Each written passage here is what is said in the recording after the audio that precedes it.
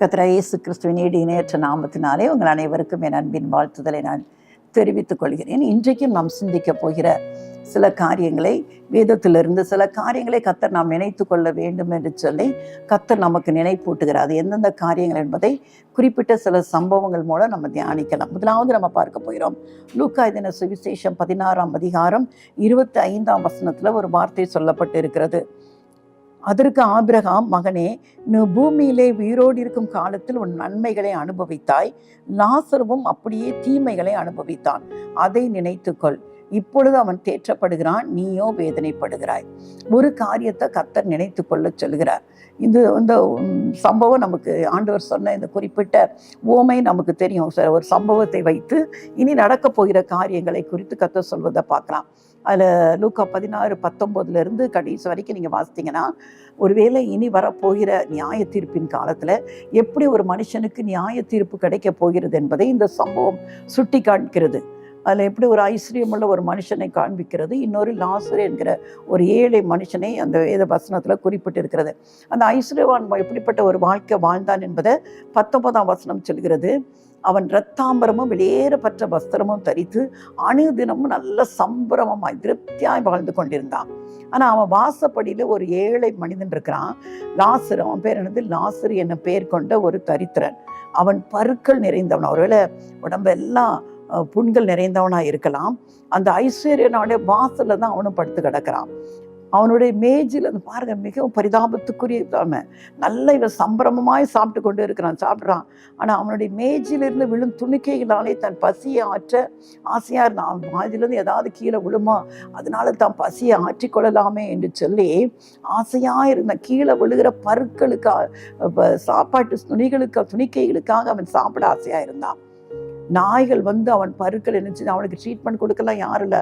அவன் வீட்டு வாசல் அடியில் தான் இருக்கிறான். அவனுக்கு ஒரு மருந்து மாத்திரை வாங்கி கொடுக்க கூட அந்த ஐஸ்வர்யனுக்கு என்ன செய்யலை, மனம் இல்லை. ஆனால் ஒரு நாள் அந்த தரித்திரன் மரித்து போகிறான். ஆனால் அவனை தேவ தூதர்கள் கொண்டு யாருடைய மடியில் விடுகிறாங்க? ஆபிரகாமுடைய மடியில் விடுறாங்க. கொஞ்ச நாள் கழித்து ஐஸ்வர்யானும் அவனை நல்ல அதில் வித்தியாசம் அப்படியே காண்பிக்கப்பட்ட 22ஆம் வசனம் சொல்கிறது. தரித்திரன் மரித்து தேவ தூதரால் ஆபிரகாமுடைய மடியில் கொண்டு போகப்பட்டான். ஐஸ்வர்யான் மரத்தை அடக்கம் பண்ண. இன்னைக்கும் தேவனுடைய பரிசுத்தவான்கள் மரிக்கும் போது தேவ தூதர்கள் அவர்களை அழைத்து கொண்டு போகிறத நம்ம கேள்விப்பட்டு இருக்கிறோம். ஆனால் தேவனுக்கு பிரியமில்லாத அவன் எப்படிப்பட்ட ஐஸ்வர்யவானாக இருந்தாலும், மனுஷர்கள் ஒருவேளை அவனை ஐஸ்வர்யவான் என்று சொல்லி பெருமைப்படுத்தினாலும் அவன் யாரும் இல்லாதபடி மரித்து அடக்கம் பண்ணப்படுகிறத நம்ம பார்க்கிறோம். அங்கே போய் அவன் எங்கே போகிறான்? பாதாளத்துக்கு அவன் தள்ளப்படுகிறான்.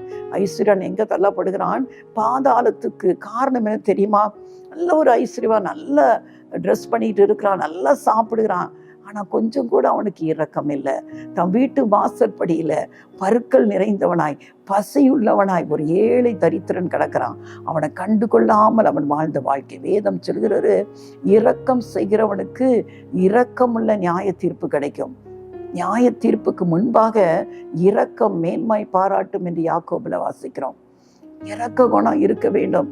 தேவ பிள்ளைகளுக்கு இரக்கம் இருக்க வேண்டும். எத்தனை பேர் நம்ம ஒருவேளை ட்ராவல் பண்ணும்போது பார்க்கலாம், ஒருவேளை வாகனங்களில் பார்க்கலாம், போய் நம்ம நிப்பாட்டி இருக்கும்போது யாராவது இறக்கத்திற்காக ஏதாவது கேட்பாங்க. ஆனால் எத்தனை பேர் சிப்போ அப்படின்ட்டு விரட்டி விடுறவங்க உண்டு தெரியுமா? கர்த்தர் நமக்கு எவ்வளவு கொடுத்துருக்கா, ஏன் அதுலேருந்து அவர்களுக்கு நல்லா கொடுக்க முடியவில்லை? சில பேர் ஏமாற்றுவார்கள் சொல்லி குடிப்பதற்காக அப்படி அல்ல.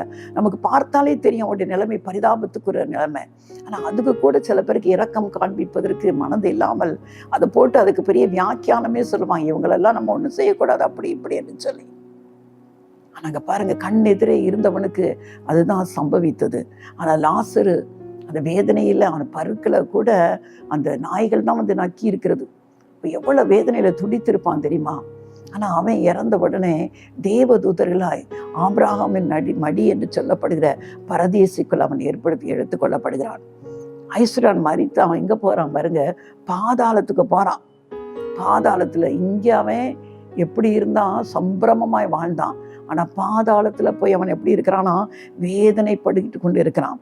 அங்கே பார்க்குறான், அங்கேருந்து பாதாளத்துலேருந்து மேலே பார்க்க அங்கே யார் இருக்கிற? ஆபிரகாமும் மடியில் யார் இருக்கா? லாசர். இப்போ எப்படி இருந்திருக்கும் பாருங்க அவன் உள்ளம். அப்போ தான் ஆபிரகாம்கிட்ட சொல்லணும், அவர் வேண்டுதல் வைக்கிறான். 24ஆம் வசனம் சொல்கிறது, தகப்பனாகிய ஆபிரகாமே, நீர் எனக்கு இறங்கி லாசரு தன் விரலின் நுனியிலே தண்ணீரில் தோய்த்து என் ஆவி குளிர பண்ணும்படி அவனை அனுப்ப வேண்டும். அன்பு தேவ பிள்ளைகளே, என்னை நிறைய பேர் நினைக்கிறாங்க மோட்சம் நரகம் என்பதெல்லாம் கிடையாது என்று சொல்லி. வேதத்துல திட்டமாய் சொல்லப்பட்டிருக்கிறது, பாதாளம் நரகம் உண்டு என்று சொல்லி. ஒரு சொட்டு தண்ணீருக்காக அவன் ஏங்குகிறத பார்க்கலாம். இவ்வளவு வேதனைப்படுகிறேன், என்னால் தாங்க முடியல, அக்னியில கிடக்கிறேன். லாசரு தன் விரலின் நுனியில தொட்டு பாருங்க, விரல் நுனியத ஒரு சொட்டு தண்ணி வருமா? அதனால என் நாவை குளிர பண்ணுங்க, அவனை அனுப்புங்க என்று சொல்லுகிறார். ஆபிரகாம் சொல்கிறாரு, மகனே, நீ பூமியில உயிரோடு இருக்கும் காலத்தில் உன் நன்மை எவ்வளவு நன்மை உண்டு அத்தனை அனுபவித்த. ஆனா லாசரு எவ்வளவு தீமை உண்டு அத்தனை தீமை அனுபவித்தான். அதை இப்ப நீ நினைச்சுப்பாரு, பூமியில நீ வாழ்ந்த வாழ்க்கையை கொஞ்சம் நினைச்சுப்பாரு. இப்பொழுது அவன் தேற்றப்படுகிறான், நீ வேதனைப்படுகிறான். அன்பு தேவ பிள்ளையில கொஞ்சம் சிந்தித்து பார்ப்போம். நம்முடைய வாழ்க்கையை நம்ம பூமியில எப்படி வாழ்ந்து கொண்டு இருக்கிறோம்? அநியாயம், அக்கிரமம், மறுவெறுப்புகளை செய்து வாழ்ந்து கொண்டு இருப்போமா? இப்ப எல்லாம் வாழும்போது எல்லாம் இனிமையா இருக்கலாம், எல்லாம் மனதுக்கு சந்தோஷமா இருக்கலாம், நினைச்சதெல்லாம் நிறைவேறுகிற மாதிரி இருக்கலாம், சந்தோஷத்தின் உச்சத்துல நீங்க வாழ்ந்து கொண்டு இருக்கலாம். ஆனால் முடிவு உண்டு என்பதை கொஞ்சம் யோசித்து பாருங்கள்.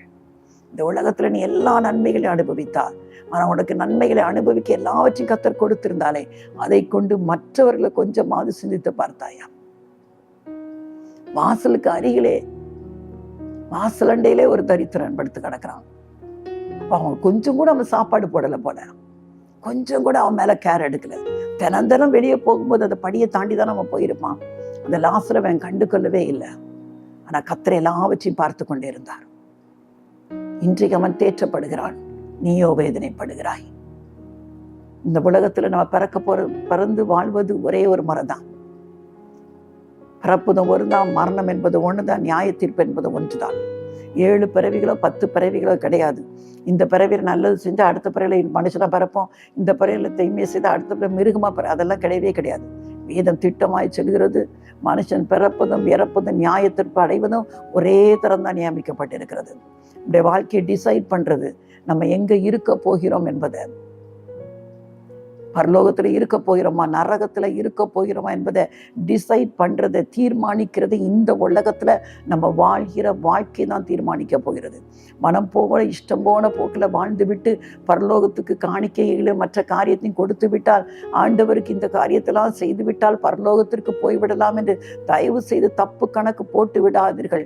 ஆலயத்துக்கு நான் ஒழுங்கா போறேன், தசமபாகம் கொடுக்குறேன், எல்லா கூட்டத்திலையும் பங்கு பெறேன், ஆனா என் வாழ்க்கை எப்பொழுதும் போலதான் இருக்கு. ஏன்னா ஆண்டவர் நான் போன காரியங்கள் எல்லாம் ஆலயத்துக்கு செய்ததெல்லாம் அவர் நினைத்திருப்பாரு, எவ்வளவு காணிக்கை அள்ளி கொடுத்திருக்கிறேன், ஆனால் நான் பரலோகத்துக்கு வந்து விடுவேன் என்று சொல்லி தப்பு கணக்கு போட்டு விடாதீர்கள். உங்க வாழ்க்கை கர்த்தருக்கு முன்பாக எப்படி இருக்கிறது? பாவத்திலிருந்து விடுதலை பெற்ற வாழ்க்கை உண்டா? இயேசு கிறிஸ்துவின் ரத்தத்தினாலே பாவத்திலிருந்து பாவமர கழுவி சுத்திகரிக்கப்பட்ட வாழ்க்கை உண்டா?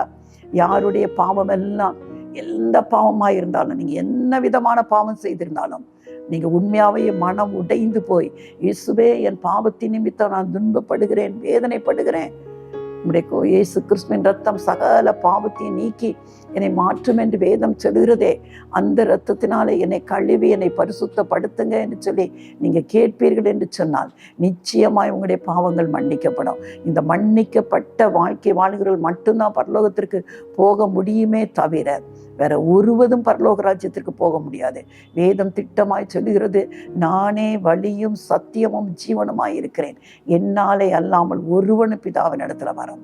இயேசு கிறிஸ்துவை அல்லாமல், இயேசு கிறிஸ்துவின் இரத்தத்தின் வழியாக அல்லாமல் ஒருவனும் பரலோகம், மோட்சம் என்கிற சொர்க்கம் என்கிற இடத்திற்கு வரவே முடியாது. வேற வழியே கிடையாது. ஒருவேளை எத்தனை தான தர்மங்களை பண்ணலாம், எத்தனையோ காணிக்கைகளை எங்கெல்லாமோ கொண்டு போய் கொட்டலாம், எதுவும் பரலோகத்துக்கு ஒரு மனுஷனை கொண்டு போக முடியாது. சிம்பிளாய் ஆண்டவர் ஒரு காரியத்தை வச்சிருக்கிறார். வருத்தப்பட்டு பாரம் சுமக்கிறவர்களே என்கிட்ட வாங்க, நான் உங்களுக்கு இளைப்பாறுதல் தருவேன். இது கஷ்டமான காரியமா? பாவத்தின் நிமித்தம் வாழ்ந்து கொண்டிருக்கிற யாராவது நிம்மதியாய் தூங்க முடியுமா? சமாதான வாழ்க்கையில இருக்க முடியுமா? எத்தனை கோடியாய் வைத்திருந்தால், நீங்க பாருங்க, கோடீஸ்வரர்கள் எத்தனை பேரு இன்னைக்கு நடிப்பு துறையில இருக்கிறவங்க எத்தனை கோடியாய் சம்பாதிக்கிறாங்க. ஆனா அவங்க வாழ்க்கையை யோசித்து பாருங்க. ராத்திரி தூங்கும் போது எத்தனை பேர் போதை பொருட்கள், மதுபானத்துக்கு அடிமைப்பட்டு கிடக்குறாங்க. சினிமா பார்த்தா எனக்கு கொஞ்சம் நேரம் நல்லா இருக்குன்னு நினைப்பாங்க. அதுக்கு பிறகு திரும்பவும் அதே பிரச்சனைகள், அதே பாடுகள். அது கொண்டு போய் எத்தனை பேர் தற்கொலைக்கு தற்கொலை தீர்வு என்று நிறைய பேர் நினைச்சு கொண்டிருக்கிறாங்க. தற்கொலை தீர்வு இல்லை, அது நிரந்தரமான ஒரு பயங்கரமான படுகொலியில் உங்களை கொண்டு போய் தள்ளிவிடும். தேவன் நமக்கென்று கொடுத்திருக்கிற நாட்களுக்கு முன்பாக நம்முடைய வாழ்க்கையை நாம் முடிப்போம் என்று சொன்னால் அது என்றென்றைக்கு மீள முடியாத நரகத்துல நம்மை கொண்டு போய் தள்ளிவிடும். தேவ பிள்ளைகளை, இந்த சம்பவங்கள் ரொம்ப எச்சரிக்கையா நமக்கு ஆண்டவர் இந்த ஒரு ஓமையை சொல்லி, ஐசுரனால் லாசரு வாழ்க்கையை சொல்லி, நம்ம பரலோகத்துக்கு போக வேண்டுமா, பாதாளத்தில் நம்முடைய வாழ்க்கை அமைய வேண்டுமா என்பதை தீர்மானிப்பது இந்த ஒரே ஒரு வாழ்க்கை தான். அது எத்தனை ஆண்டுகள் என்று சொல்ல முடியாது. ஒரு காலகட்டத்தில் 50 வயசு 60 வயசுக்கு பிறகுதான் நிறைய பேருக்கு ஹார்ட் அட்டாக்லாம் வந்துச்சுன்னு கேள்விப்படுகிறோம். இன்றைக்கி 25 வயது 30 வயசு பாருங்க, எத்தனை பேர் இன்றைக்கு ஹார்ட் அட்டாக்ல மரித்து கொண்டு இருக்கிறார்கள் தெரியுமா? எத்தனை பேர் வீட்டை விட்டு வெளியே போறாங்க, ஆக்சிடென்ட்ல மரித்து கொண்டு. யாருக்குமே அவருடைய மரண நேரம் எப்பொழுதுன்றே தெரியாது. அவன் எப்பொழுதும் ஆயத்தமாக இருக்கணும், எப்பொழுதும் தேவனுக்கு முன்பாக ஒரு உண்மையுள்ள ஒரு வாழ்க்கை. இயேசு கிறிஸ்துவின் இந்த வாழ்க்கை நம்ம வாழ்ந்தா போதும். இயேசு கிறிஸ்துவின் ரத்தத்தினாலே வேதம் சொல்கிறது, எப்படி நீ ரட்சிக்கப்படுவா? இயேசு கிறிஸ்துவை தேவனுடைய குமாரன் என்று நீ விசுவாசிக்க வேணும். அவர் மரித்தார், உயிரோடு 3ஆம் நாள் உயிரோடு எழுந்து தேவனுடைய சமூகத்தில் இருக்கிறார் என்பதை நீ நம்பி, அவருடைய இரத்தத்தினாலே எனக்கு பாவத்திலிருந்து விடுதலைக்கு உண்டு என்று சொல்லி நம்முடைய வாயினாலே நம்ம சொல்லணும். உண்மையாய் உணர்ந்து நம்ம சொல்லும்போது பாவத்திலிருந்து உடனடியாக ஒரு மன்னிப்பை பெற்ற ஒரு அனுபவத்தை நம்ம பெற்றுக்கொள்ள முடியும். பிறப்புலேருந்து என்னுடைய வாழ்க்கையெல்லாம் கிறிஸ்தவ குடும்பத்திலேயே பிறந்தவ தான். ஒரு நாள் பாவத்தினாலே அழுத்தப்பட்ட போது தேவ சமூகத்தில் ஆண்டவரே என்னை மன்னியும் என்று சொல்லி ஆண்டவர் சமூகத்தில் அழுது புலம்பின போது கர்த்தர் என் வாழ்க்கையில் இருந்த எல்லாவித பாவ கரைகளையும் அவர் அகற்றி போட்டு ஒரு பரிசுத்தமுள்ள ஒரு வாழ்க்கை வாழும்படியாய் கர்த்தர் இம்மட்டுமாய் நடத்தி வருகிறார் அல்லவா. எனக்கு செய்த ஆண்டவர் நிச்சயமாய் யாரெல்லாம் பாவத்தினாலே நீங்க உடைந்து போயிருக்கிறீர்களோ, ஐயோ என் பாவம் என்ன தூங்க விட மாட்டேங்க என்று சொல்லி கலங்கி கொண்டிருக்கிறீர்களோ, எவ்வளவு எளிதான ஒரு காரியத்தை கர்த்தர் சொல்கிறார். அவருடைய இரத்தத்தினாலே நமக்கு ஒரு பாவ மன்னிப்பின் விடுதலை உண்டு. ஒருவர் இந்த ஐஸ்வர்யவான் சென்ற பாதாளத்துக்கு போக முடியாது, போய்விடவே கூடாது. ஒரு சொட்டு தண்ணீர் கூட அங்கே கிடைக்காது. பயங்கரமான நரக வேதனைகள் அங்கே உண்டு. ஆனால் சொர்க்கம் என்று சொல்ல மோட்ச லோகமோ என்றென்றைக்கும் ஆண்டவரோடு வாழும்படியான ஒரு பெரிய ஸ்லாக்கியத்தை நமக்கு கொடுத்திருக்கிறது. அதை நினைத்துக்கொள் என்று ஆண்டவர் சொல்கிறார். 2வது ஒரு காரியத்தை நினைத்து சொல்ற அதே லூக்கா 17ஆம் அதிகாரம் 32ஆம் வசனம் சொல்கிறது. லூக்கா 17ஆம் அதிகாரம் 32ஆம் வசனம், லோத்தின் மனைவியை நினைத்து கொள்ளுங்கள். ஐஸ்வர்யவான் அந்த லாசரு அதை நினைத்து அவன் தேற்றப்படுகிறான், நீ வேதனைப்படுகிறாய், அதை நினைத்துக்கொள் என்று சொன்னார். இங்க சொல்கிறார், லோத்தின் மனைவியை நினைத்துக்கொள். லோத்தின் மனைவி என்ன செஞ்சா? 28ஆம் அந்த 17ஆம் அதிகாரம் 28ஆம் வசனம் சொல்கிறது, லோத்தினுடைய நாட்களில் நடந்து போல் நடக்கும். இப்பவும் ஆண்டவர் வரப்போயிருந்த நாட்களில் இதே மாதிரி நடந்து கொண்டிருக்கிறது. ஜனங்கள் புசித்தார்கள், குடித்தார்கள், கொண்டார்கள், விற்றார்கள், நட்டார்கள், கட்டினார்கள். லோத்து சோதமை விட்டு புறப்பட்ட நாளிலே வானத்திலிருந்து அக்னியும் கந்தகமும் வருவித்து எல்லாரையும் அழித்து போட்டது. மனுஷகுமாரன் வெளிப்படும் நாளிலும் அப்படியே நடக்கும். அந்த நாளிலே வீட்டின் மேல் இருப்பவன் வீட்டில் உள்ள தன் பண்டங்களை எடுத்துக்கொண்டு போக இறங்காமல் இருக்க கடவன், அப்படியே வயலில் இருக்கிறவன் பின்னிட்டு திரும்பாமல் இருக்க கடவன். லோத்தின் மனைவியை நினைத்து கொள்ளுங்கள். தன் ஜீவனை ரட்சிக்க வகை தேடுகிறவன் அதை இழந்து போவான், இழந்து போகிறவன் அதை உயிர்ப்பித்துக் கொள்வான். லோத்து சோதோம் குமாராவை அழிவுக்கு கர்த்தர் ஒப்பு கொடுத்தார். லோத்து நீதிமானாய் இருந்தபடியினாலே லோத்தின் குடும்பத்தை மட்டும் கர்த்தர் தப்புவிக்க சித்தம் கொண்டார். ஆண்டவர் சொன்னாரு, லோத்தையும் அவன் குடும்பத்தையும் பார்த்து சொன்னாரு, இந்த இடத்துல சமபூமியில எங்கும் நில்லாத, ஓடி போய்விடு, இந்த இடத்த விட்டு ஓடி போயிரு, பின்னிட்டு பாராதே, திரும்பி பார்க்காத, திரும்பி சோதோம் குமார திரும்பி பார்க்காத. நீ ஜீவன் தப்பணும்னா இந்த இடத்த விட்டு நீ உடனடியே உன் குடும்பத்தை கூட்டி கொண்டு ஓடி போக வேண்டும் என்று சொன்னார். லோத்து தானியும் தன் மனைவி தன் 2 குமார்த்தைகளையும் கொண்டு 4 பேர் சென்று ஓடிக்கொண்டு போய் கொண்டிருக்கிறாங்க. ஆனால் லோத்தின் மனைவிக்கு பாருங்க, அந்த சோதோம் குமாராவின் மேலே இருந்த அந்த ஆசை, அவ்வளோ நாள் அங்கே வசித்திருந்தாலும் அந்த ஆசை அவளை திரும்பி பார்க்க வைத்தது. திரும்பி ஆண்டவர் பார்க்கக்கூடாது, திரும்பி பார்க்கக்கூடாது என்று எச்சரித்த பின்பும் அவள் திரும்பி பார்த்தபடியினாலே அவள் உப்பு தூணாய் மாறி போனாள் என்று சொல்லப்பட்டிருக்கிறது. இன்றைக்கு அந்த லோத்தின் மனைவி உப்பு தூணாய் ஆன அந்த உப்பு தூணை இன்றைக்கு நீ இஸ்ரவேல் தேசத்தில் அவர்கள் இதுதான் அந்த உப்பு தூண் என்று காண்பிக்கிறார்கள். இது நமக்கு என்னது எச்சரிக்கை? நான் விட்டு வந்த பாவ வாழ்க்கை, சோதோம் கொமாரா என்கிற பாவ வாழ்க்கை. நிறைய பேர் நல்ல ஓட்டத்தை தொடங்குவாங்க, ஆண்டவருக்காக ஓடிக்கொண்டு இருப்பாங்க. ஆனால் ஒரு ஸ்டேஜ் வரும்போது, ஒருவேளை ஒரு குடி பழக்கத்திலிருந்து விடுதலை பெற்ற ஒரு மனிதனாய் இருக்கலாம், ஒரு விபச்சார பாவத்தில் சிக்கொண்டு விடுதலை பெற்ற மனிதனாய் இருக்கலாம், ஒருவேளை லஞ்சம் இப்படிப்பட்ட காரியங்களை வாங்கி பாவத்தில் வாழ்ந்த மகனாய் இருக்கலாம். ஆனால் ஆண்டவருடைய அன்பினாலே சந்திக்கப்பட்டு மனம் திரும்பி வாழ்ந்து கொண்டிருக்கும் போது திரும்பவுமா என்றைக்காவது ஒரு நாள் அந்த ஆசையை காண்பிக்கக்கூடிய சூழ்நிலையில் வரும்போது அவர்கள் திரும்பி பார்ப்பார்கள் என்று சொன்னால், அவருடைய முன்னிலைமையை காட்டிலும் அவருடைய பின்னிலைமை அதிக கேடுள்ளதாய் இருக்கும் என்று வேதம் சொல்கிறது. விட்டு வந்த பாவத்தை திரும்பி பார்க்கவே கூடாது. இந்த லோத்து பாருங்க, லோத்தின் மனைவியை பாருங்க, சோதோம் கொமாராவை விட்டு தப்பி ஓடி வந்த அவள் கர்த்தர் திரும்பவுமா எச்சரித்தா, பின்னிட்டு பாராதே. அவள் அந்த சோதோமின் திரும்ப பார்க்கிறாள், தான் வசித்த இடத்தை திரும்பி பார்க்கிறாள். அப்பொழுதே உப்பு தூணானாள். அன்பு தேவ பிள்ளைகளே, ஆண்டவருக்கென்று ஆண்டவருடைய கையில் உங்க வாழ்க்கையை ஒப்பு கொடுத்து ஓடிக்கொண்டிருக்கிற இந்த நாட்களில திரும்பி பார்த்து விடாதீர்கள். கொஞ்சம் அந்த பாவத்தை திரும்பி செய்து பார்த்தா என்ன என்று சொல்லி பிசாசு ஆசை காட்டுவான். ஒரு முறை கூடி ஒன்றும் இல்லை, நீ தான் நல்லா திரும்பிட்டல, இப்போ ஒரு நிமிஷம் ஒரு நேரம் வேணாம், என்ன ஒரு ஃப்ரெண்ட்ஸோட ஜாலியாக தானே, ஒரு நிமிஷம் வேணாம் குடித்து பாருன்னு சொல்லுவான். இவ்வளோ பணம் கொடுக்குறேன்னு சொல்கிறாங்களே, சும்மா ஒரு நாள் வேணா வாங்கிறேன் இந்த லஞ்ச பணத்தை, இப்படி ஏதாவது சொல்வார்கள் அல்லவா. விழுந்து விடாதீர்கள். ஜாக்கிரதையாக இருக்க வேண்டிய நாட்களில் நம்ம வாழ்ந்து கொண்டு இருக்கிறோம். நாம் விட்டு வந்த வாழ்க்கையை, பொல்லாத வாழ்க்கை திரும்பி பார்க்கவே கூடாது. தேவன் கொடுக்கிற மிகுந்த பெரிய ஆசீர்வாதத்தை நாம் கெடுத்து போட்டு விடக்கூடாது. திரும்ப அதை பெற்றுக்கொள்ள முடியாமல் போய்விடும். பரலோகத்தை நோக்கி ஓடிக்கொண்டிருக்கிற நாம் திரும்ப பாதாளத்தில் விழுந்து விடாதபடி ஜாக்கிரதையாய் இருக்கும்படியாய் இந்த லோத்தின் மனைவியின் வாழ்க்கை நமக்கு எச்சரிப்பாய் இருக்கிறது. இன்னொரு காரியத்தை பார்த்து நம்ம முடிக்கலாம். மீகா 6ஆம் அதிகாரம் 5ஆம் வசனம் சொல்கிறது. மீகா தீர்க்கதரிசியின் புஸ்தகம் 6ஆம் அதிகாரம் 5ஆம் வசனத்துல கர்த்தர் இன்னொரு காரியத்தை குறித்து அவர் நினைத்துக் கொள்ள சொல்கிறார். என் ஜனமே, மோவாபின் ராஜாவாகிய பாலாக் பண்ணின யோசனை இன்னதென்றும், பேயோரின் குமாரனான பிலேயாம் அவனுக்கு பிரதியுத்தரமாக சொன்னது இன்னதென்றும், சித்தீம் தொடங்கி கில்கால் மட்டும் நடந்தது இன்னதென்றும் நீ கர்த்தருடைய நீதிகளை அறிந்து கொள்ளும்படி நினைத்துக்கொள். கர்த்தர் ஒரு நீதி வைத்திருக்கிறார், அந்த நீதியை நீ அறிந்து கொள்ளும்படி நினைத்துக்கொள் என்று சொல்கிறார். இந்த சம்பவத்தை நீங்க எங்க பார்க்கலாம் என்று சொன்னால், என்னாகமத்தின் புஸ்தகம் 22ஆம் அதிகாரத்திலிருந்து நீங்க பார்த்தீங்கன்னா, இஸ்ரவேல் புத்திரர் அப்படியே பிரயாணப்பட்டு கொண்டு வர்றாங்க.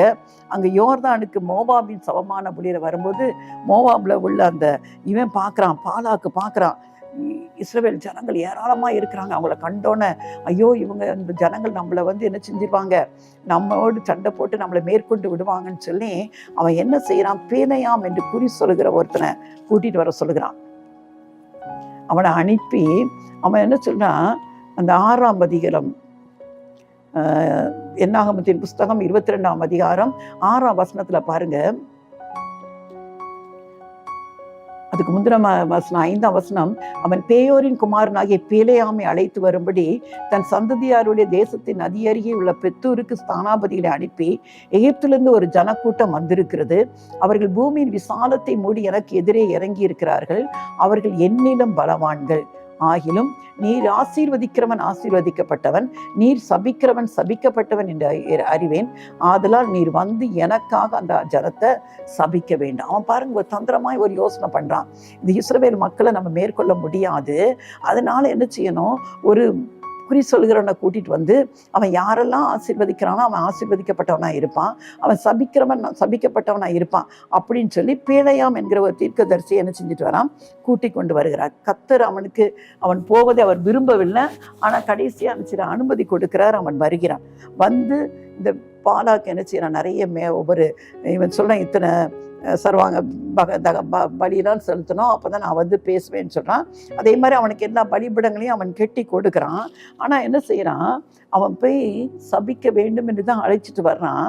ஆனால் அங்கே பாருங்க, ஆண்டவருடைய நீதி அங்கே தான் வெளிப்படுகிறது. என்னாகமத்தின் புஸ்தகம் 23ஆம் அதிகாரம் 8ஆம் வசனம் சொல்கிறது, 7-8 பாருங்க.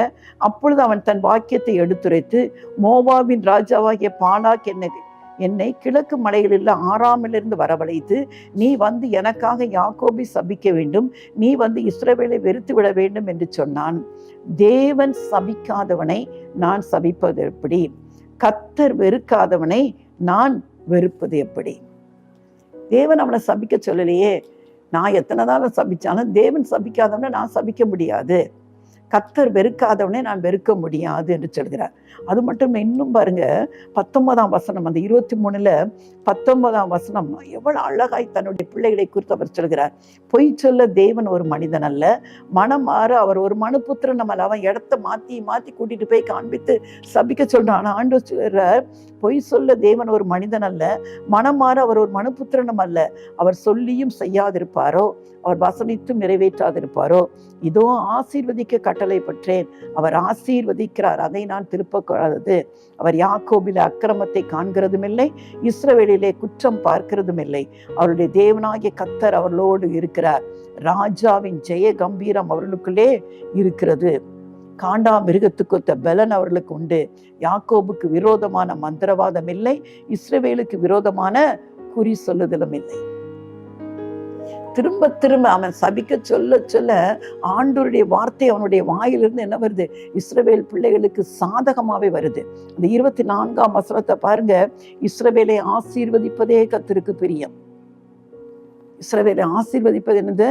கர்த்தருக்கு பிரியம். கடைசியில் அந்த பிலேயாமுக்கு அப்படிதான் ஒரு பாலாக்குக்கு கோபம் வந்து விடுகிறது. இந்த பாருங்க, அந்த 24ஆம் அதிகாரம் 10ஆம் வசனம். அப்பொழுது பாலாக்கு பீலேயாமின் மேல் கோபம் உண்டவனாகி கையோடே கைத்தட்டி பீலேயாமை நோக்கி, என் சத்துருக்களை சபிக்க உன்னை அழைத்து அனுப்பினேன், நீயோ இந்த 3 முறையும் அவர்களை ஆசீர்வதிக்கவே ஆசீர்வதித்தாய். ஆகையால் உன் இடத்துக்கு ஓடிப்போ, உன்னை மிகவும் கனம் பண்ணுவேன் என்றேன், நீ கனம் அடையாதபடிக்கு கர்த்தர் தடுத்தார் என்றான்.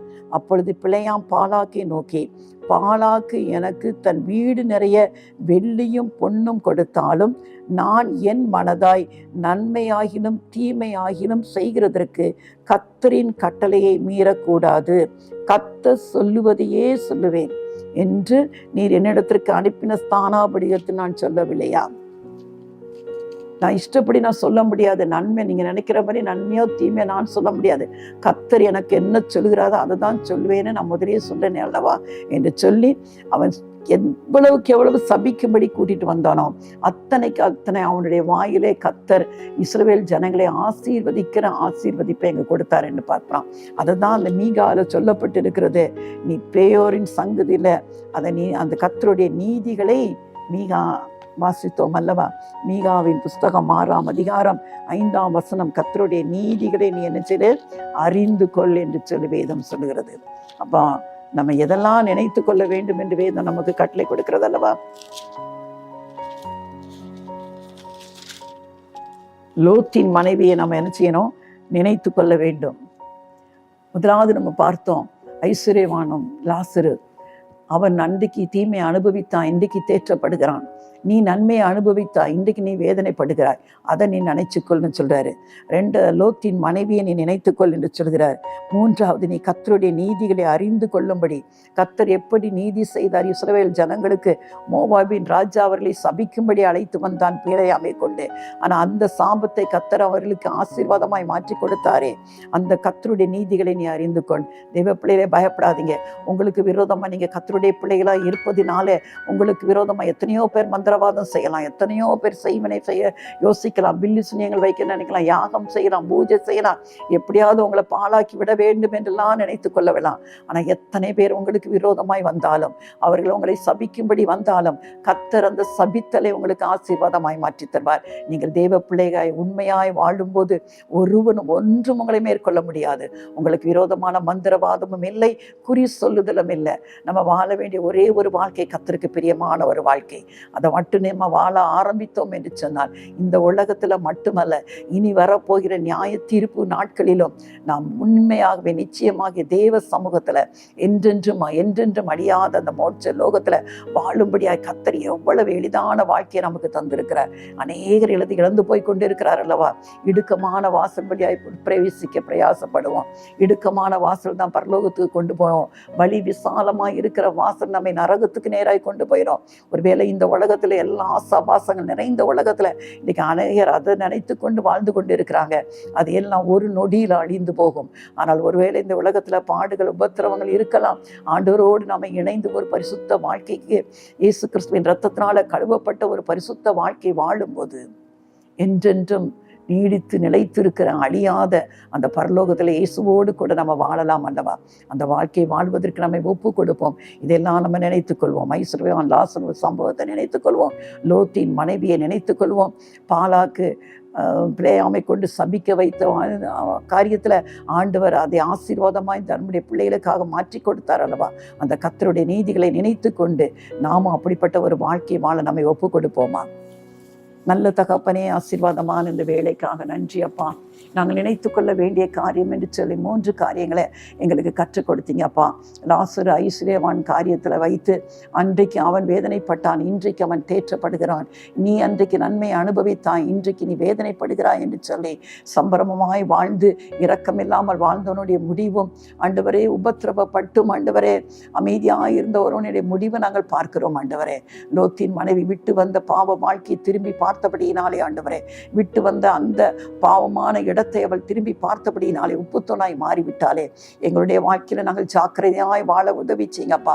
பின்னிட்டு பார்த்து பழைய பாவங்களை நினைத்து விழுந்து விடாதபடி கர்த்தாவை முன்னேறி சென்று கர்த்தரையே நோக்கி, இயேசுவின் கல்வாரியை நோக்கியே நாங்கள் ஓடி போக உதவி செய்யும்படியாக ஜெபிக்கிறோம். 3வதாக ஆண்டவரே, கர்த்தர் ஆண்டவரே, உங்க நீதிகளை நாங்கள் அறிந்து கொள்ள வேண்டும் அப்பா. ஒருவேளை தேவ பிள்ளைகளுக்கு விரோதமாக எத்தனை மந்திரவாதங்கள் செய்யப்பட்டாலும் அப்பா, கர்த்தருடைய பிள்ளைகளாக இருக்கிற பட்சத்துல கர்த்தர் அந்த எல்லாவற்றையும் மாற்றி போட வல்லவர். நீங்க நிச்சயமாய் சொல்லியிருக்கிறீங்கப்பா, உனக்கு விரோதமாய் உருவாக்கப்படும் எந்த ஆயுதமும் வாய்க்காதே போகும் என்று சொல்லியப்பா. உன்னை குற்றப்படுத்தும் எந்த நாவையும் நீ குற்றப்படுத்துவா என்று சொல்லி இருக்கிறீங்கப்பா. இஸ்ரவேலுக்கு விரோதமான குறி சொல்லுதலும் இல்லை, மந்திரவாதமும் இல்லை. இன்னைக்கு எத்தனையோ பிள்ளைகள் கலங்கி கொண்டு இருக்கிறாங்கப்பா.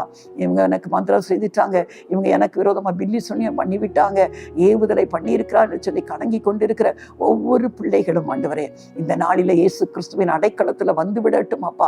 உங்க இரத்தத்தின் வல்லமை அவர்களை மூடிக்கொள்ளட்டும். எந்த செய்வனை பிரச்சனையா இருந்தாலும், எந்த விதமான பிசாசின் கிரியைகளா இருந்தாலும், விரோதமாய் செய்யப்பட்ட மந்திரங்களா இருந்தாலும், இயேசு கிறிஸ்துவின் வல்லமையுள்ள நாமத்தினாலும் இயேசு கிறிஸ்துவின் இரத்தத்தின் வல்லமையினாலும் உடைக்கப்படுவதாக, இன்றைக்கு உடைக்கப்படுவதாக. இந்த ஜனங்களுக்கு ஒரு விடுதலை உண்டாவதாக, இந்த குடும்பங்களில் ஒரு விடுதலை உண்டாவதாக. இதுவரைக்கும் இருந்த இருள் அந்த குடும்பங்களை விட்டு அகன்றி போகட்டும். தனிப்பட்ட வாழ்க்கையில் இருந்த எல்லாவித இருளும் அகன்று போகட்டும் இயேசுவின் நாமத்தினாலே. ஒரே ஒரு காரியம் அப்பா, இதை கேட்டுக்கொண்டிருக்கிற பிள்ளைகள் அப்பா, இனி காலம் செல்லாது என்பதை உணர்ந்தவர்களால், இன்றைய ரட்சணியனால் இன்றைய அனுகிரக காலம் என்பதை உணர்ந்தப்பா, தங்கள் வாழ்க்கை கர்த்தருக்காக ஒப்பு கொடுத்த ஆண்டவரே, இயேசு கிறிஸ்துவை இலவசமாய் கொடுக்கிற பாவத்திலிருந்து அந்த விடுதலையை பெற்று அனுபவிக்க உடைய பிள்ளைகளுக்கு இரக்கம் செய்யுங்கப்பா. வாலிப பிள்ளைகளுக்காக விசேஷமாய் ஜெபிக்கிறோம். வாலிபம் மாயை என்பதை உணர்ந்து கொள்ளட்டும். வாலிபத்தின் இன்பங்களை துறந்து விட்டு அப்பா, கர்த்தருக்காக ஒரு வைராக்கியமாய் எழும்ப பிள்ளைகளுக்கு உதவி செய்யுங்கப்பா. குடும்பத்தின் ஒவ்வொரு பிள்ளைகளையும் உடைய கரத்துல கொடுக்கிறோம். ஆசீர்வதித்து வழி நடத்துங்க இயேசுவின் நாமத்துல பிதாவே, ஆமென்.